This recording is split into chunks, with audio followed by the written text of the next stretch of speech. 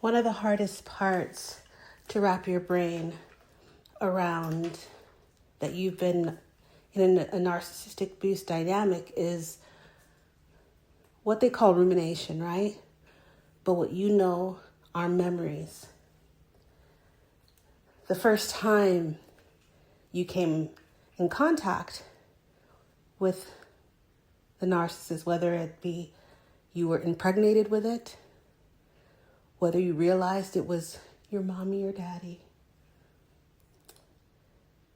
that friend that you met in that unique, humorous, odd way, or what you thought was the love of your life, when you connected with them. And that was the induction of what you didn't know at the time would be the come down of your life. The creature knows that they're a demon spawn.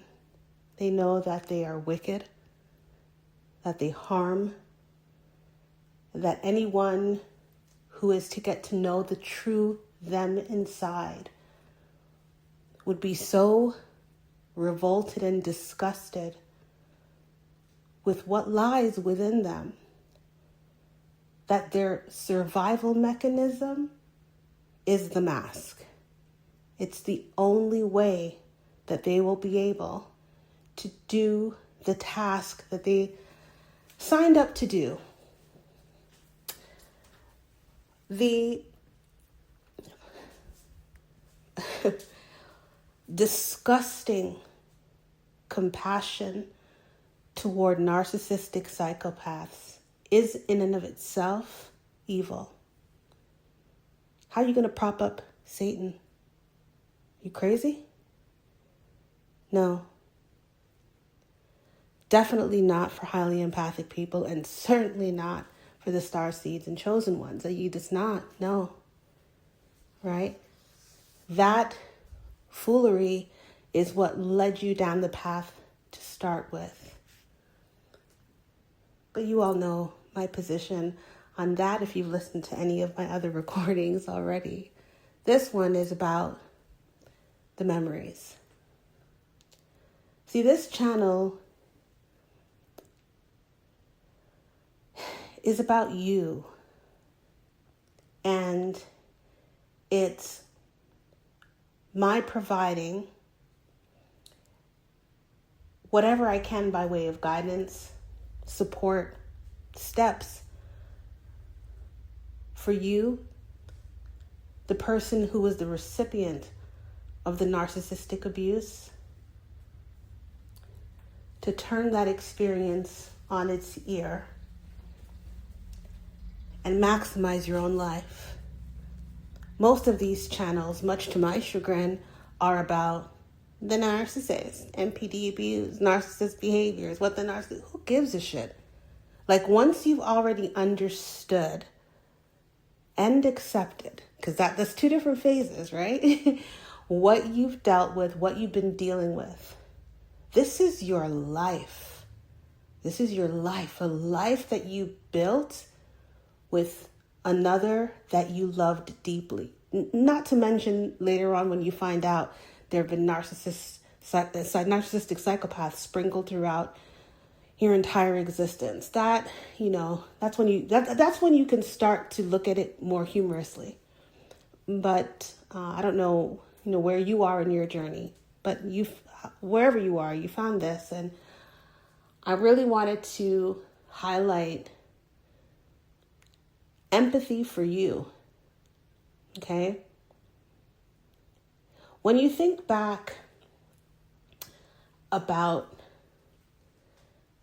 all of the times that you spent with the narcissist, see, the problem and the challenge with leaving is that all of the experiences were not bad. There were some memories that bring tears to your eyes, that make you crinkle inside.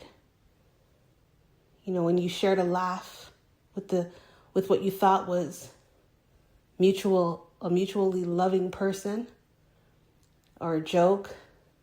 You traveled somewhere, You did things together.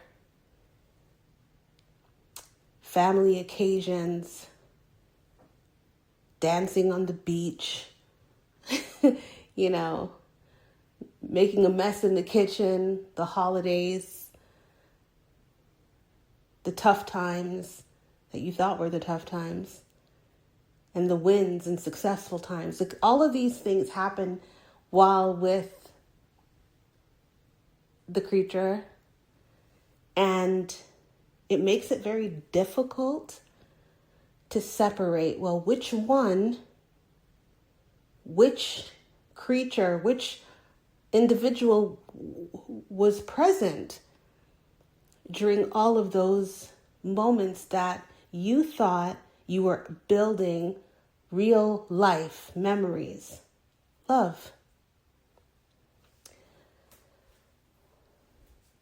You know the answer to that.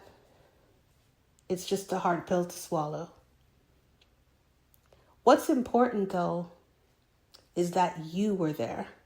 You see, those experiences and memories still exist. They were real moments. They were real for you. And I know part of it is, well, you know, they were real for you because you thought it was also real for the other person, and you thought it was a coming together of energies, of souls, of love.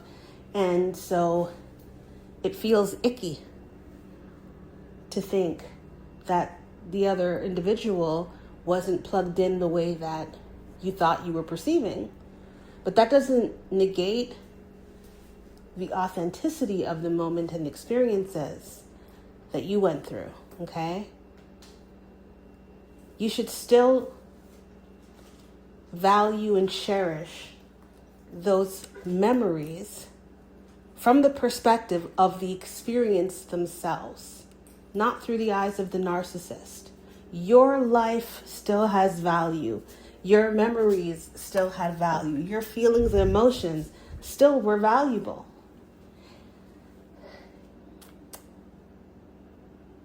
My ex-psychopathic malignant narcissist spouse tried, right? As all narcissists do when they discover they are with someone like you. They are trying to be normal. They are trying to be in love and love you because cognitively, which is the best you could ask for an NPD, they know that you are worth loving. They know that you are special. And so they try to act the part that you deserve. The challenge is that act that they put on is not what that entity actually is. It's not what they feel inside. It is not emotional empathy. Their behaviors are only based out of what they have picked up and learned in life, what they have read in books, seen in movies, heard in songs, and seen around them in their very limited circles, because usually they're very quite limited, right? They don't have very strong, deep vision. And so they copycat, like that movie, that old school movie, I think it's called Copycat. They copy and mimic what they see and spew the best of their copying onto you. They are disordered, they are demented, and they are not interested at the heart level in connecting with anybody. They are only interested in performing. And so what you got was their best performance. It's the best they could do, right? But at the end of the day, whatever an individual is always going to come to the fore. right? And when you're talking about psychopathy, the decision to preserve the ego was made in childhood.